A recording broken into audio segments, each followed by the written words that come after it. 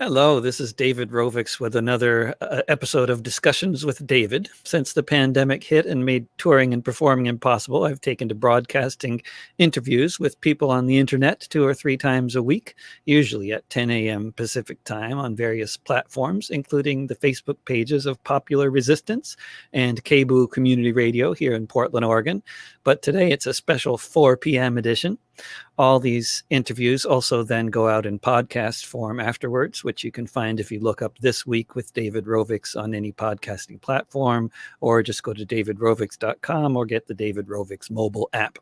I also do a live concert on the last Saturday of each month, along with various other random broadcasts. This month's concert will actually be a recording session that I'll be live streaming from Big Red Studio in Corbett, Oregon. Today, we're spending the hour with someone who is, for a change, right here in the same city I'm in Portland, Oregon, the New York-based journalist, author, and chef Arun Gupta. Arun is the founder of various legendary independent media platforms and writes regularly for The Intercept, Jacobin, The Nation, and many other publications, both in print and online. He's been actively covering the protests that have been going on here in Portland for the past several months and has a long-standing relationship with the city. And great to have you on my little show here, Arun. And great to be with you. Every time, as I mentioned to you before, every time Portland becomes a national headline, which is happening, it's sort of somewhat unpredictably, but sporadically, like about once a week or so. And then I'm constantly hearing from people, actually from around the world, who are saying, like, what the heck is going on there, who just have a hard enough time trying to figure out what's happening in the U.S. generally. And then when they hear about Portland, they're just really confused. And I'm not even sure what the most sensible place is to start to try to intro Portland and what's going on here to people. But like, if we kind of assume people are paying some attention, but not like really close attention, where would you even start? White supremacy. White supremacy, the founding of the state. Yeah, I mean, at one level it's jargon, at another level it can be very descriptive if we unpack what we're talking about here. Portland's previous claim to fame, of course, was with Portlandia, and I think that is kind of a good way to enter it, right? Because it's all about how it's this very, weird and quirky city. But one thing that never gets talked about is how it's an extremely white city. And, what they're very much celebrating in that show is a certain type of white culture. Basically, once you get west of the Mississippi, nearly every state outside the Southwest is founded as this kind of like white utopia. Mike Davis, he writes about this in City of Quartz, especially with the founding of California and Los Angeles, that areas out west were marketed to Midwesterners as kind of like clean and pure and fresh and free from, all the Untermensch. And so this has a lot to do with the founding and initial construction, right? Identities are construction. The nation state ultimately is an idea. So Oregon is founded as this explicit white supremacist, if not white nationalist republic. Black people were initially outlawed from the state by the state constitution. They weren't even supposed to be allowed to pass through the state. And then the law for decades was they weren't even supposed to be able to allowed to reside in the state. And I think that was on the books until like 1923. And that if any African-American person was found residing within the state, they were to be flogged in public every 6 months. And this also goes hand in hand with the settler colonialism, right? Black people are not allowed here versus indigenous people. We're going to wipe them out. And this just ends up shaping, it's this kind of Oregon's Big Bang, that you're seeding the cultural universe, and all that flows from there is is heavily influenced and shaped by that early history. And so you get to World War II, and there's still a tiny African American population, but with the Pacific War effort, West Coast cities are flooded with, who is it? They're now a healthcare company, the shipyard Kaiser, right? Kaiser Permanente. They were a shipbuilding company originally. So and they were doing massive shipbuilding for the Pacific War effort. They're bringing up poor whites and poor blacks from the South. So Portland becomes one of these seven coastal cities with a very large increase in the African American population. But there was just a tremendous amount of racism, and there were African Americans who said that the racism in Portland was worse than the racism in South Carolina. So that's saying something. And after World War II, Portland had the biggest outflow of African Americans of any of these port cities during the war effort. And then biggest outflow, and that was not just because of the destruction of Vanport and the flood in 1948. I was just going to mention that's before the destruction of wow. Vanport, so because people just felt so unwelcome in Portland. Yeah. And so, I mean, you also have stuff like in Richmond, California, where the city eventually agrees to build subsidized housing because basically the city was running 24/7. The shipyards were going, there were 3 shifts, the bars, the clubs, the grocery stores, everything was going. And there was such a crushing demand for housing that the city finally agreed to build subsidized housing for African Americans, but on the condition that they be torn down when the war ended. Oh, wow.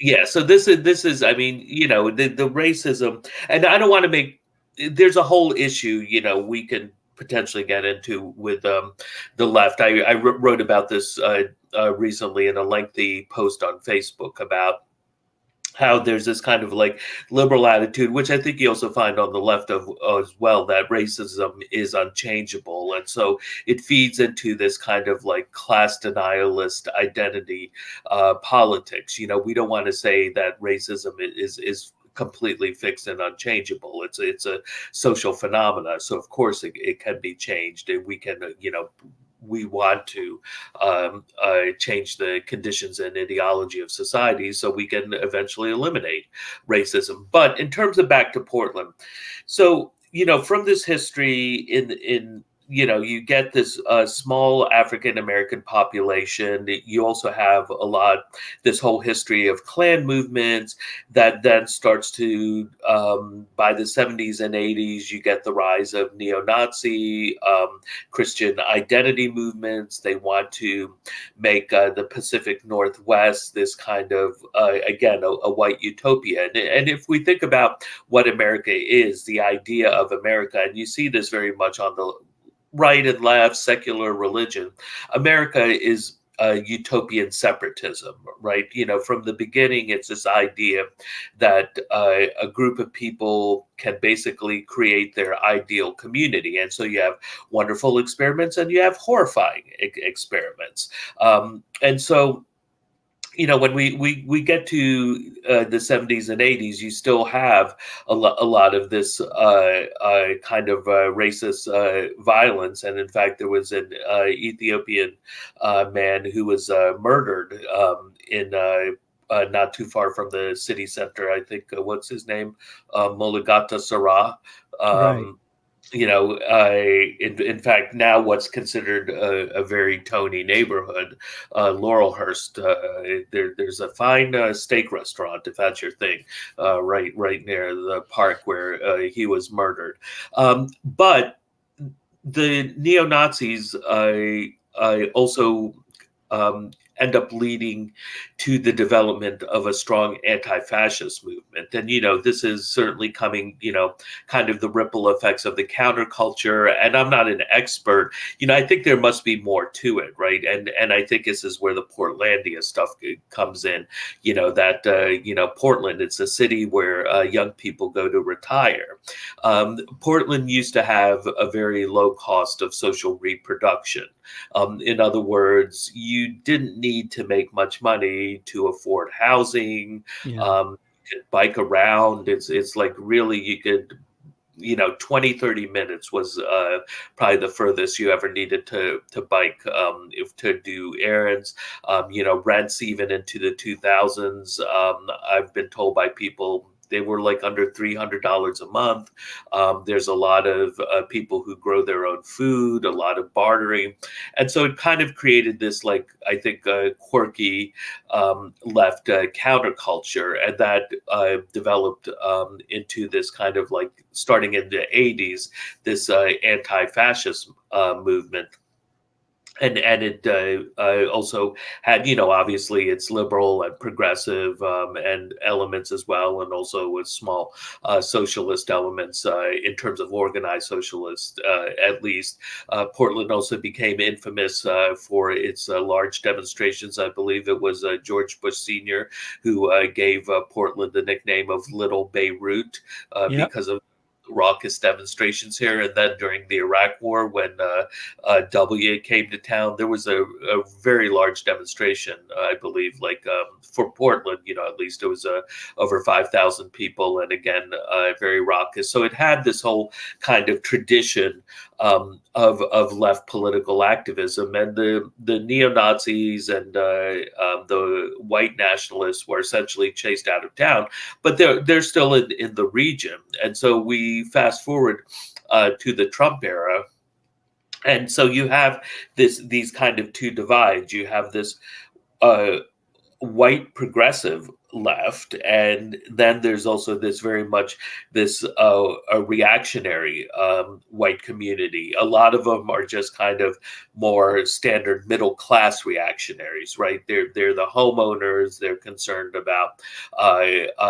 property value, and so they support policing of undesirables, right? Homeless, brown people, undocumented immigrants, and most of all, Black people. And then you get the more explicit racists with the, what I think a lot of scholars would say are explicit racist. But even that, it's kind of coded with Patriot Prayer and the Proud Boys.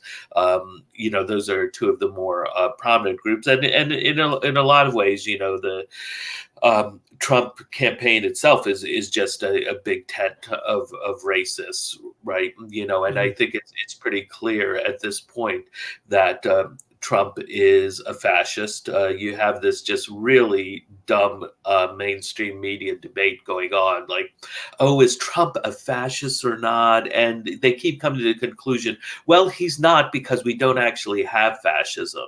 And am I allowed to cuss, or is that like verboten? Yeah.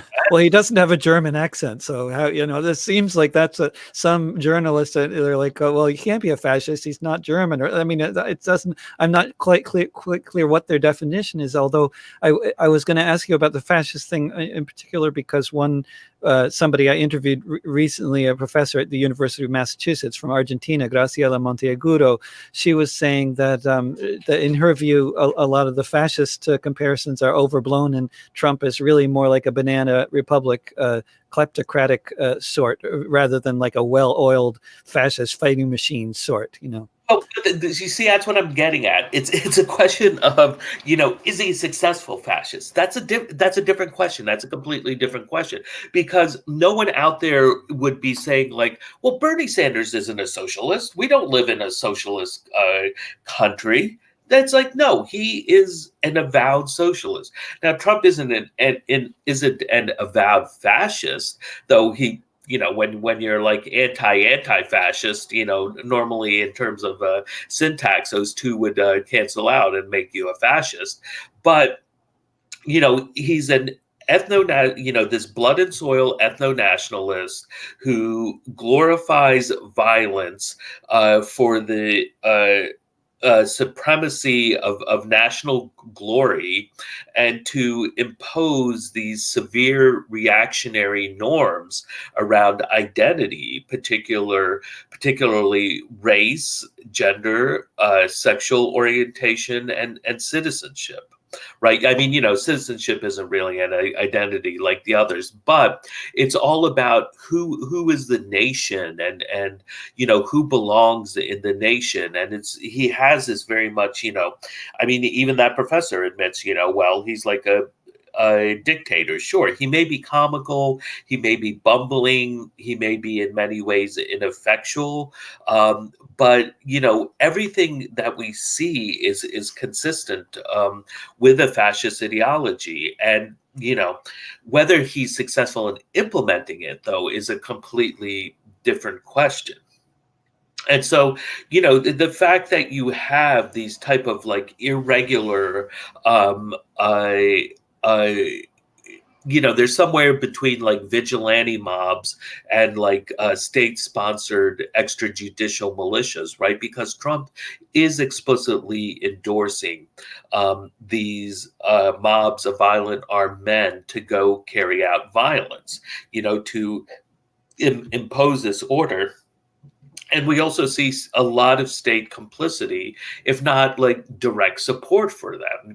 So what we've seen in what folks have seen in Portland in August was at least 3 different instances where these violent mobs of armed right-wing men come in, invade the city, right? Sometimes in buses, right? And so this is like, they are doing the exact thing that they're accusing the outside right, agitators. right, the outside, and they even post photos. They're coming in on buses, and this has been this kind of like right-wing trope since about Antifa coming in on buses. But and yet, of course, after the killing of George Floyd and the rebellions that have gone on since then across the country, one of the most sort of, I guess, one of the things that makes it hardest for the right wing to talk about this is all a bunch of outside agitators is how the protests have happened in every city in the country at the same time. But in these cases, we're really talking about outside agitators coming in from all over. Yeah. And yeah. And it's also, it's like, it's illiberal, it's going after Marxism. I mean, like, everything about, the ideology, at least, it completely matches up with fascism. And then when we look at the effects, we've got concentration camps in this country. We have these refugee camps on the U.S. border. I visited them earlier this year.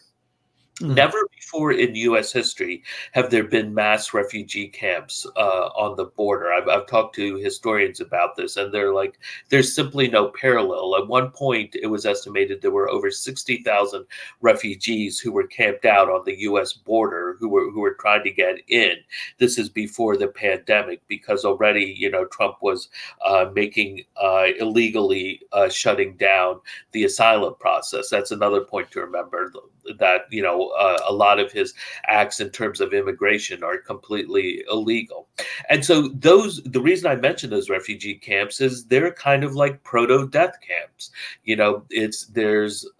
It's safer for a lot of people to be there. They say that, because they were at grave risk of being killed, whether that's in, Honduras or southern Mexico, El Salvador, Guatemala, wherever. There's just the gang violence is become so extreme, and that whole history, of course, is intimately tied up with U.S. wars, U.S. the history of U.S. foreign policy in the region, as well as, we want these countries as basically transit points for their drugs.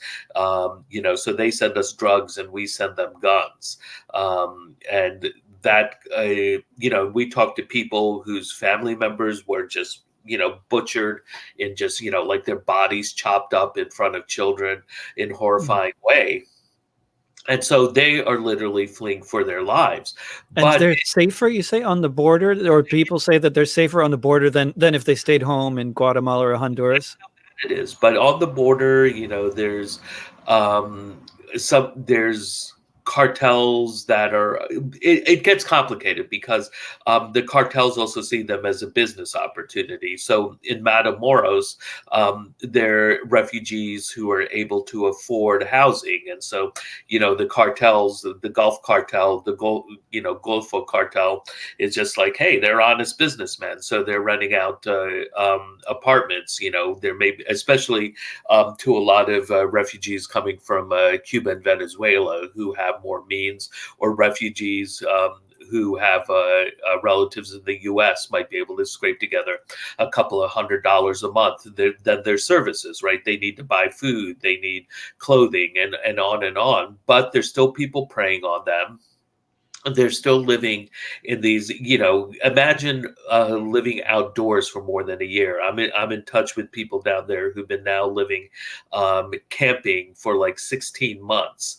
And when it rains, it's muddy, and you get the spread of potentially gastrointestinal diseases. When it's sunny and dry, then you get all this dust and the spread of respiratory diseases. And the medical workers, they're saying, pretty much everyone has this low level cough. Now there's COVID-19. They're also being preyed on by the state in terms of, there's allegations. A lot of people claim that the police or soldiers will come in, or even government workers, and rape women. It's not like it's happening all the time, but the point is,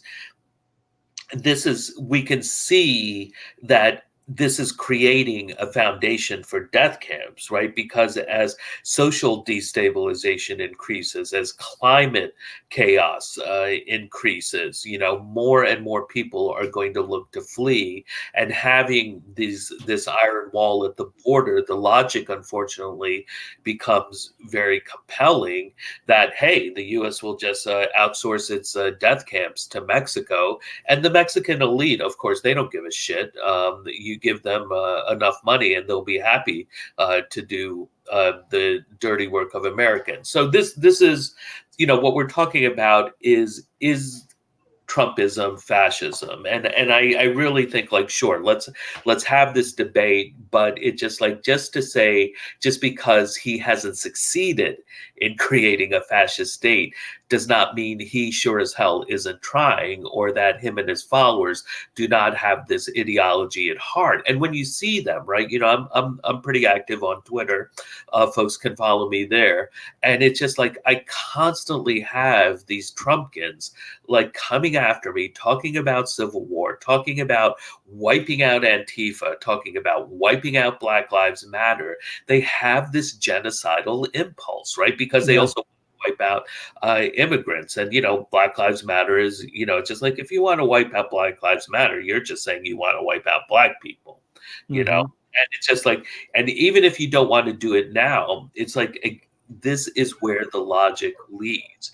And so when we see these groups of Trumpkins who come into Portland, they're coming with weapons, they're coming with knives, and just like they have like dozens, if not hundreds, of cans of bear mace and paintball guns, which can leave quite a bruise, which can put an eye out.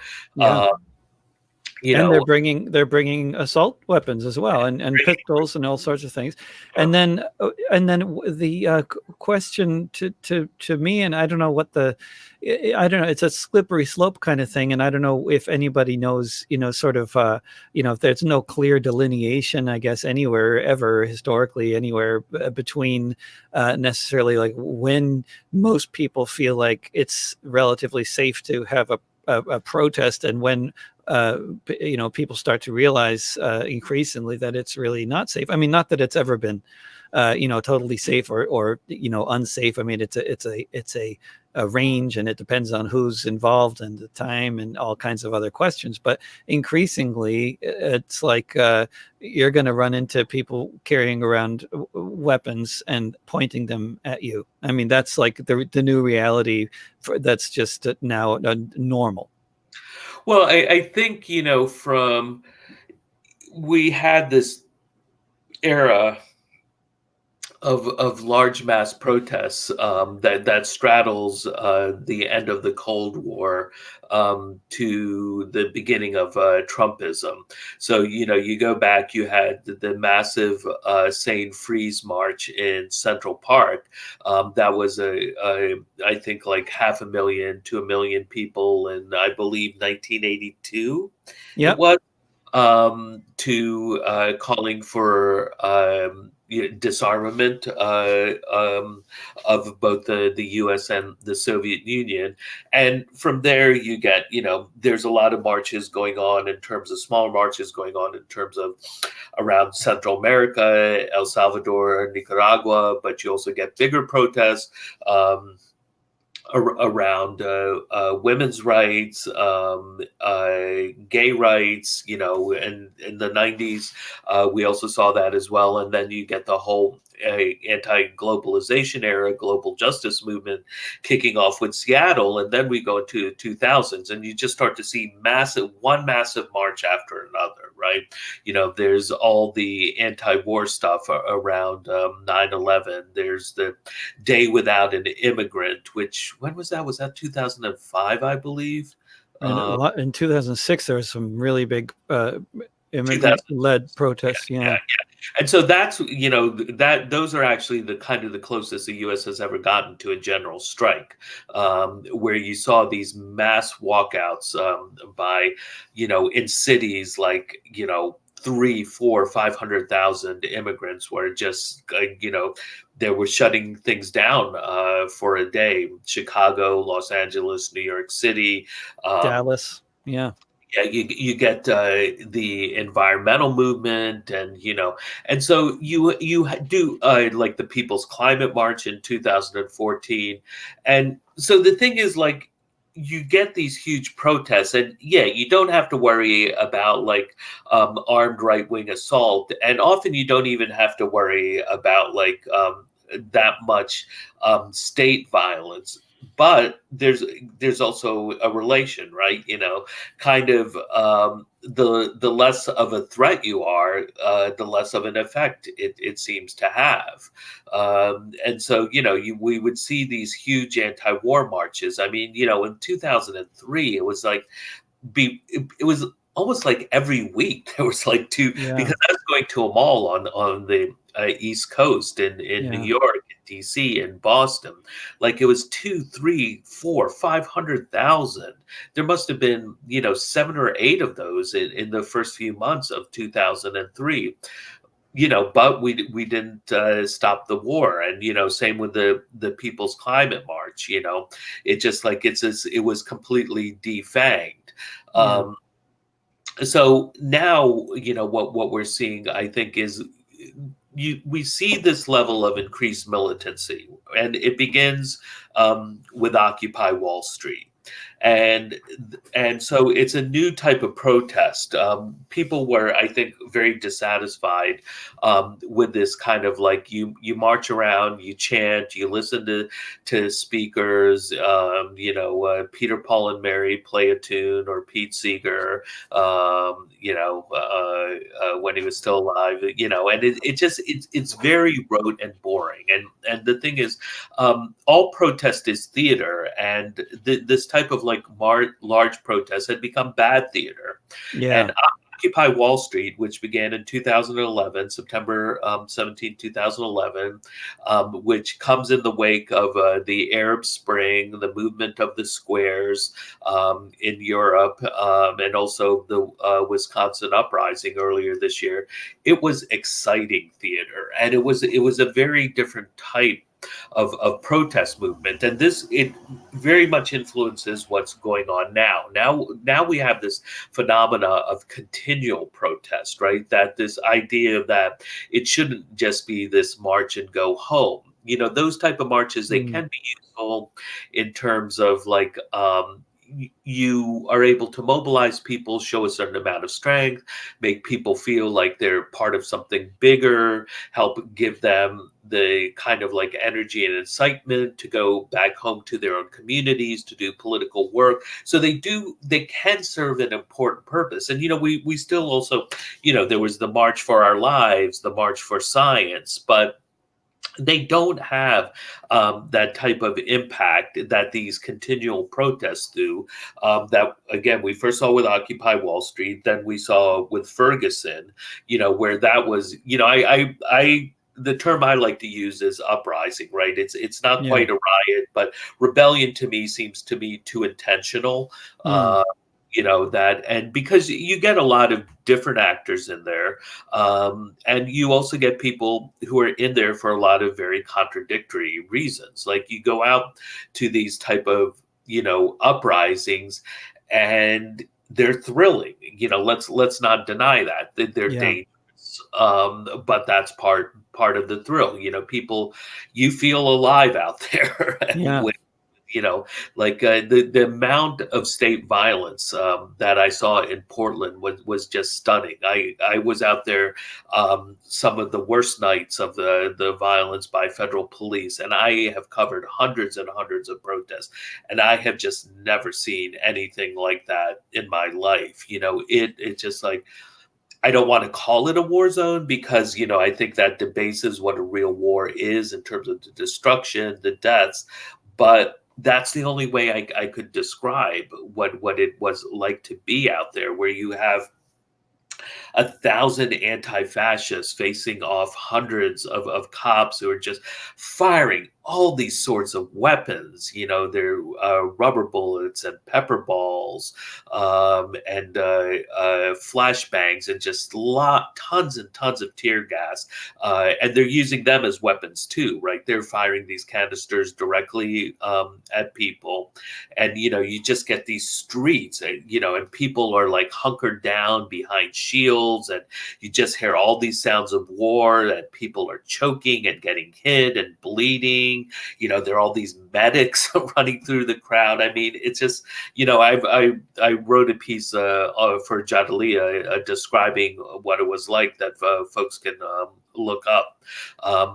But it's this continual protest that is putting pressure on the state. And so, it's basically, again, it's like a war in terms of it's being a war of attrition. And, we see the state mobilizing more resources, like folks have probably heard about, like, oh, Trump sent in the federal goons. Well, now the state of Oregon and the city are doing that. They're using this legal maneuver where the federal government has deputized state police. So anyone they arrest will be subject to federal offenses. And federal law is it's much harsher than local law, because you have, this fascistic government. You have. Is that a recent development because of what the district attorney did with dropping the charges for so many people charged of local? It looks to be so. And this is also, this is why I don't want to say police reform doesn't work, but it is evidence as to why it's so difficult. So the background to this is there's a new district attorney in Multnomah County, which is the county where Portland resides. And he said that he was not going to prosecute low-level charges. And this is not stuff like, arson or assault, even though a lot of the assault cases are completely fabricated. The police will tackle someone, and then they'll claim they were assaulted because they're punching the person, and the person might involuntarily jerk as you're being punched in the head. Yeah. They'll claim it's just like they assaulted me. It's or nothing at all. They'll claim assault when nothing at all happened. Whenever they claim that their head, that their fist was assaulted by somebody's head, you have to wonder, and that's a fairly common scenario. Right. So we have this scenario where the district attorney says he's not going to prosecute low level charges, like disorderly conduct, disobeying a lawful order, even riot, because the police basically, they have this blanket authority to declare a riot. And numerous reporters, there've been times where there's like a dozen reporters who are out there, and it's just like the police declared a riot and no one is doing anything, you know. Yeah. And so, it becomes this kind of like a catch-22, or this Orwellian situation where, well, peace is a riot, and so therefore you're all rioters. And once they declare a riot, they have, under Oregon state law, qualified immunity, so they can do anything they want with no repercussions. So it basically gives the police the legal authority to brutalize people. And so, but this still hasn't worked. Saturday, what's the date? September 6th, I believe. Is going to be the 100th day of continual protests. And this is just extraordinary. So, on the one hand, I think we should, it's fair that people are outraged by state violence. But at the same time, it's also in its own way a success. The state wouldn't be being so violent, so repressive, unless these movements were not a threat to state power, to police power. And then all this violence just inspires a lot of people to get even more upset about it. And I mean, I've seen this pattern has played out in many different scenarios in the world in the past, where there have been protests around some particular issue. And then, like, say, for example, in Genoa in Italy during the global justice movement, and then the police riot and attack people with such brutality that then the protests against police violence are several times bigger than the protests that the police were originally attacking, which is kind of, we've seen that pattern here. Man's name, Carlo Giuliani, who the police killed in Genoa in 2001. Right. Yeah. And then and one thing that's kind of interesting is we remember that name because people getting killed at protests used to be, at least at a lot of these protests in the global justice movement in places like Europe and North America, was fairly very unusual. And now, how many people have been killed at protests over the past few months? I mean, that's the thing. You say we remember. I try and commit these names in memory, and I can't remember. Well, now there's too many. It's like trying to remember. I mean, it's like, when we talk about saying their names, I mean, gosh, nobody can possibly remember all the names of all the Black people that have been killed by the police just in the past few months. I mean, in this country, we haven't even heard of most of them. Let's even talk about protests. There's and I feel bad that I can't remember their names, but there was this young African American man who was shot and killed by a Trump supporter in Omaha, Nebraska. This is a few days after George Floyd's death. There was an African American man in Louisville, Kentucky, who was killed by a National Guard. He was an owner of a barbecue. He wasn't doing anything. They were just shooting wildly. Of course, we now have, this, there was the Patriot Prayer, the member of what a lot of scholars say is a fascist group, Aaron Danielson, who was killed. And then the guy, Michael Rienhol, I'm not sure how to pronounce his name. Right. Who said he killed him in self-defense. He was just killed. There was Summer Taylor. They were killed in Seattle by a driver. And I know there was the young man in Austin, Texas, who went to BLM march with his wife. They were an interracial couple. He's white, she's Black, and just really tragic case. She's like a quadruple amputee, and he was killed. He was her caretaker, and I know there are quite a few others who have been killed that I don't even remember, or I haven't even investigated the stories. And yeah, this is in addition just to all the other people who've been killed since George Floyd, or Breonna Taylor, who was killed shortly before George Floyd was killed, and has sparked its own huge wave of protests. And then, of course, to say nothing of the people who've been maimed. I mean, just if you follow a lot of a lot of local protesters on Twitter around here in Portland, it's a constant stream of people talking about how bad their injuries are and how they can't leave the house because they're so disoriented, and how many people have like what sounds like really serious concussions or possibly permanent brain damage. So many people have been hit in the head by tear gas canisters. It's amazing that actually fewer people haven't been killed. You now, if you want to go out and protest, you need a respirator, you need a good helmet, preferably a ballistic helmet, which means military style helmet that costs hundreds of dollars.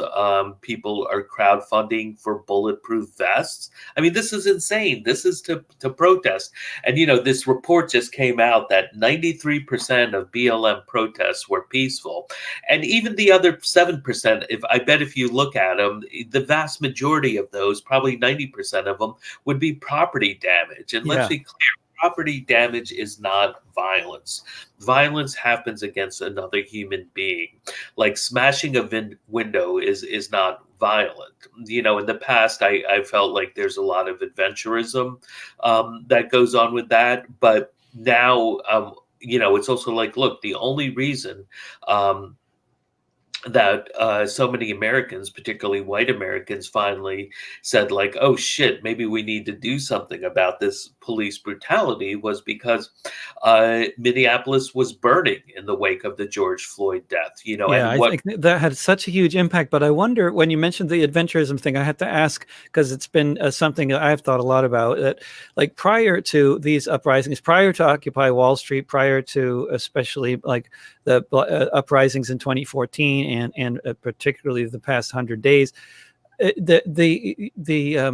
like when we had protests against the WTO or the IMF or the G20 or this kind of thing, then it was, I mean, it was, of course, lots of local people, but also loads of people coming from outside. So it was very easy to paint the property destruction that sometimes, oftentimes, to some extent, was involved with these kinds of protests at the big meetings of the elite. In addition to sort of, what they would call nonviolent civil disobedience, there's always some degree of property destruction, and but that was easier to paint as outside agitators because, to a large extent, it was. But now it's a different situation where they still try to call it outside agitators. But I feel like most people in the country, I don't know about most, but a lot of people in the country certainly seem to really feel like there's a significant difference here. And this, now we're talking about just, these are people from every town who are so upset. I don't know if you would say there's this kind of distinction that it takes a different, it gets interpreted differently, and it has a different kind of character. so the type of property destruction that we've been seeing it's mainly been happening in big cities that are majority minority. And the context for George Floyd, obviously, it starts with the Black Lives Matter movement that explodes after Michael Brown is killed in Ferguson, Missouri, in what was it, August 2014, and that also came after the murder of Trayvon Martin by a racist vigilante, George Zimmerman. He's Hispanic, but so what? There's a part of the phenomena of an interesting twist, and I wrote a piece about this in the Daily Beast, is a multiracial white supremacy. And so you see groups like Patriot Prayer, whose leader is half Japanese, and his violent enforcer is Samoan, Tusitala Tiny Toes, or the head of the president of the Proud Boys, which one of the leading journalists who writes for a national daily, and he's very measured. He's like, they're fascist, and he's a scholar, so he knows what he's talking about. It's a Afro-Cuban man, Enrique Torrio. So we kind of see, and what the putting these faces of color up there, as they did during the RNC, right? You had Yeah. like this parade of black faces attesting that Donald Trump isn't racist. And this gets back to what I was saying at the beginning, kind of like they're using identity politics against itself, right? The notion that there's a one-to-one relationship between your race and your politics, and it's just like, oh, if these black people are saying Trump isn't racist, so they would know, and this is, I think, a problem that begins on the left. This type of racial essentialism Yeah. that is used to, because it's stripped of class. But in any case, the type of violence that we're seeing from the right is definitely, we haven't seen this, I think, since the civil rights era, in terms of the Klan and even neo-Nazis, but at the same time, one thing, that I think the media does a very poor job at historically contextualizing what's going on. And every time in U.S. history there is black social and political upsurge, we see a violent white backlash, right? Yeah.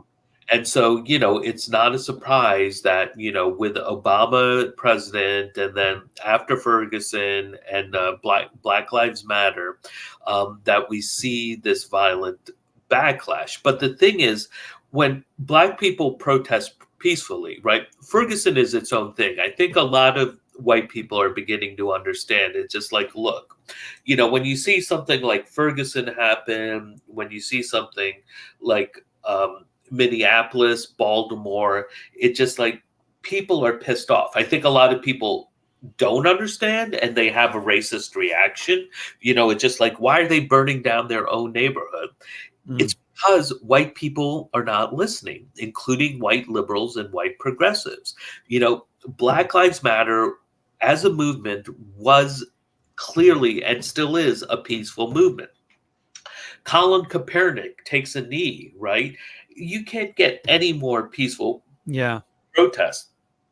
He isn't even saying anything. All he's doing is taking a knee during the anthem and then saying, I am protesting, the systemic police brutality and racism in this society. And just you get just such this vicious counter response.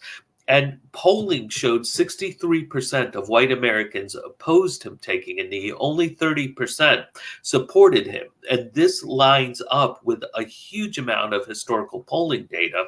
White people don't like it when black people protest. Right. And that percentage that you just mentioned also lines up with a poll I just recently heard about how many white people support Black Lives Matter as opposed to the overall population. And it was something like 30% of white people.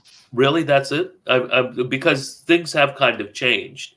Now, maybe it's kind of, I know that in the wake of the George Floyd killing, that there was, there's a lot of reporting about how there's been this incredible sea change among white Americans, and certainly some of the support has dropped off because it's just like, I think there might be another sea change happening in the other direction. I mean, certainly not for that 30% that supports Black Lives Matter, but for that other middle 30% that maybe was kind of swinging in the direction of supporting it before. I'm not sure, but what I was reading, but it was basically talking about how all the painting of the protests as violent and talking about how Portland is on fire all the time has had its worn down, had an impact on a certain percentage, a significant percentage of white people in the country. But I don't know. Well, how reliable that is. You're looking it up. I'm doing a live fact check here. Excellent. It says that support has dipped. It's dropped 9 percentage points. And of course this is, and there's a bigger drop even among Republicans, but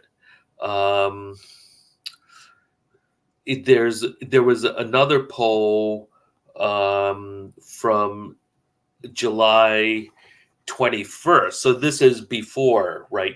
Trump really starts going, just ramps up the racism. 63% support Black Lives Matter. Yeah. So, but that's we'd have to 63% of white people. Well, overall, Oh, but okay. still. Yeah. Yeah. So, and white adults, 52%. Wow. So, yeah. So, but, you go, well, okay, this isn't, no, that's actually has to do with racial discrimination.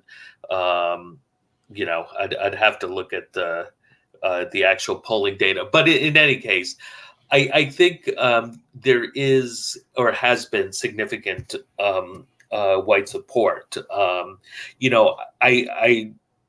maybe it's dropped down to 30%, but that's a side point. In any case, it's that the reason we see this type of unrest is because people are fucking pissed off and that nothing is being done.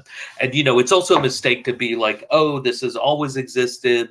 Why now? And sure, certainly, like, you have all these kind of countervailing forces, right? If we look at life expectancy, African American life expectancy has never been higher. Now it still lags white life expectancies significantly.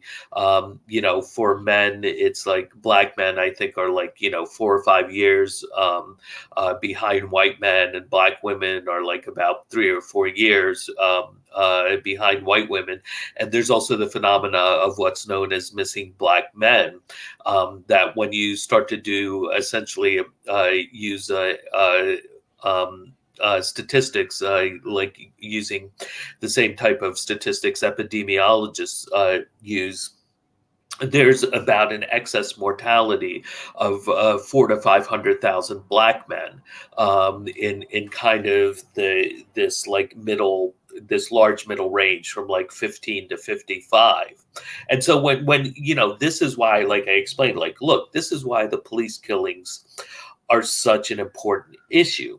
First of all, police are killing something like, I think about, since this data started being tracked in the wake of Ferguson, it's something like maybe about like 500, 600 African Americans a year. So after 10 years, after 20 years, you're talking about 5 to 10,000 deaths. And we know we're not capturing that because this is based on what is being reported. It also doesn't capture a lot of the huge amount of deaths within criminal justice system due to state violence.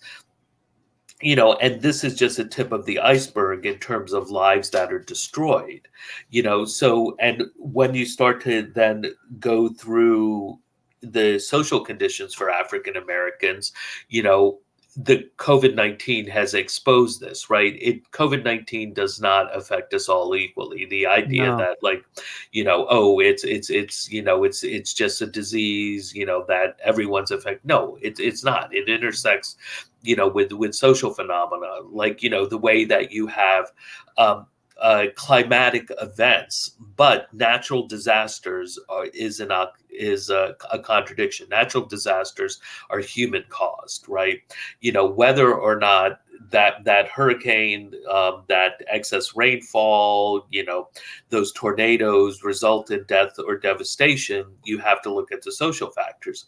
So with COVID-19, when you have African Americans are dying at more than 2 times the rate of white Americans, and now we also see this with Native Americans, and we also see this high excess death rates. And if you know statistics, you know that 2 is an extreme outlier. Even if it was 10% higher, that would be extremely significant. But for it to be 100% higher, the only way you can explain that is through systemic racism.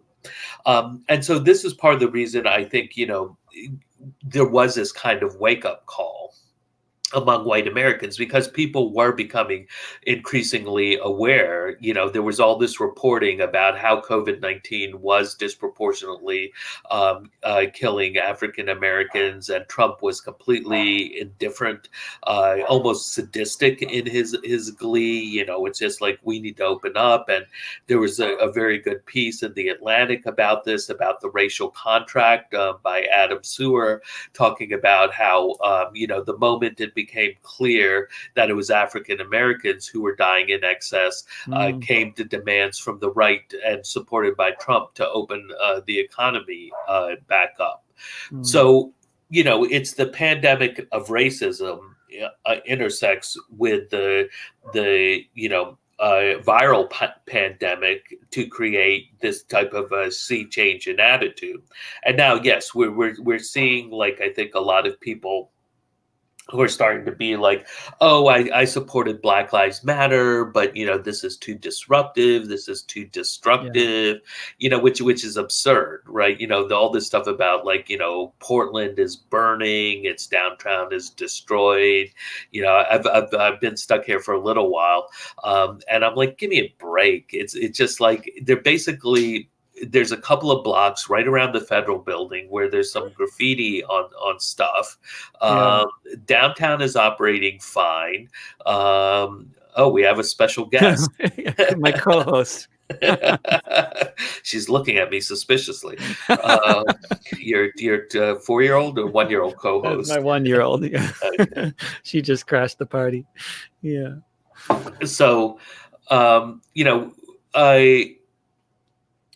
downtown is not destroyed, but the right is creating this narrative, right? Because they want to engage in this, like, kind of, there's this ethnic cleansing and this ideological cleansing. Like, again, it's just like, I really get pissed off at these goddamn academics who are like, oh, this isn't really fascism. It's just like, we have the banning of an entire religious group for all intents and purposes, the Muslim ban.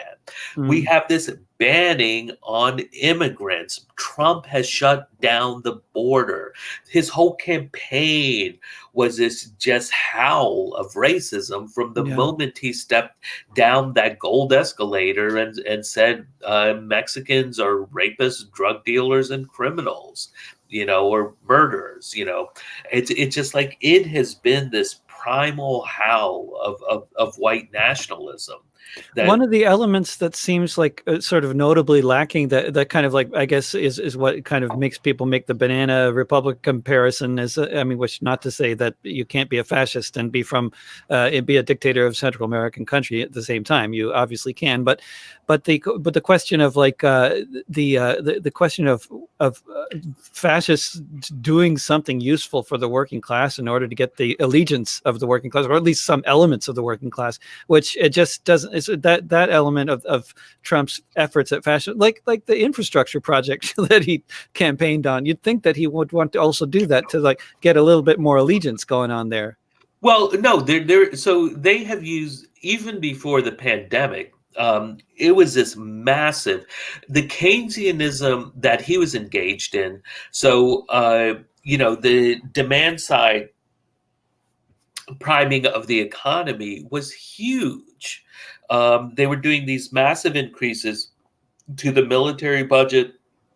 They were just, spending huge amounts of money on agriculture, just, tens and tens of billions of dollars in subsidies to make up for all the damage he's caused with his trade war. Right. When you're spending money on the military, you're spending money on the U.S. economy, right? More. It's just like, however many's, and I don't know what the numbers of military now, but it's been around 2 million, I think. Right. So if you're giving everyone a significant pay increase, that's money that is going into the economy, because most U.S. troops are still based stateside. If you're spending more on materials, well, most of that is going into the U.S. economy.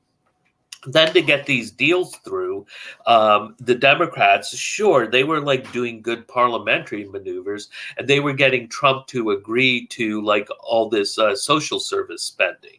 right? So, and they were running up these massive annual deficits, and so it wasn't like this, hey, we're going to have this $1 trillion infrastructure bill, but they were pumping a huge amount of money into the economy. And remember, up until the pandemic hit, the economy was going like gangbusters. Now it's just the stock market that's going like gangbusters. Yeah, the stock market's doing very well, but most other people How's your portfolio? Yeah, right. My portfolio. In closing, Arun, do you have any predictions for the next few months or weeks in this city or this country? I know it's a terrible question to ask, but I have to.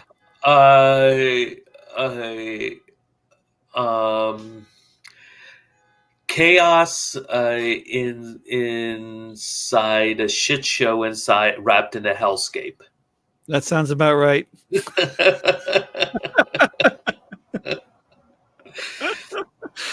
Thank you so much. I mean, it's going to be fucking crazy. But the thing is, we need to do everything possible to get Trump out of office. The amount of death and devastation, but of course that is not enough, right? There is no going back to normal like a lot of liberals want to do, but we need to get Trump out of office.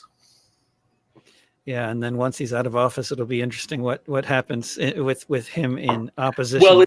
Well, if he gets out of office, I think I will say we will see. One of the things that's social phenomena, like kind of really that's been missing during the Trump years: mass shooters. Kind of the random mass shooters. The mass shooters that have existed are politicized mass shooters. So Patrick Crusius and the Walmart shooting, Robert Bowers and the Tree of Life Synagogue in Pittsburgh, the Gilroy Garlic Festival shooting. They're all these politicized mass shootings. I think we'll see kind of a lot more random white male mass shootings. But I think if Trump is forced out of office, then we're going to see more organized terrorism on the scale of Oklahoma City. Yep. Sounds about right, too. Okay. Yeah. Are you thinking about which country you might move to? If you can. I like France, but they got their problems. Yeah. Thanks so much for being on the show, Arun. It's been very informative, and actually I could talk to you for another hour or so, but you probably have some other things to do. Okay. I have a little work to do, but great talking to you, David. Great talking to you. Thank you. Take care. You too. See you soon. And thanks everybody for tuning into this conversation with Arun Gupta. You can find all of these discussions archived in various places, including on my YouTube channel at youtube.com/DRovics in the Discussions with David playlist. You'll also find them all in podcast form if you look for This Week with David Rovics wherever you get your podcasts at davidrovics.com or on the David Rovics mobile app. If you want to support my broadcasting efforts, you're most welcome to become a patron at patreon.com/David Rovics, where all these broadcasts are also available for anyone to download, along with some patron-only offerings as well. If you'd like to support the album project that I'll be live streaming from the studio starting on the last Saturday of this month and make it something more than a solo acoustic recording, go to davidrovics.com/pandemic sessions. And finally, if you're in the Portland area, please go to artistsforrentcontrol.org and sign up to receive text notifications so you can be part of Portland emergency eviction response when the investment banks that own half of this city start trying to evict so many of our neighbors. Remember, don't pay the rent. Don't be afraid of your neighbors. Mutual aid will get us through. Bye for now.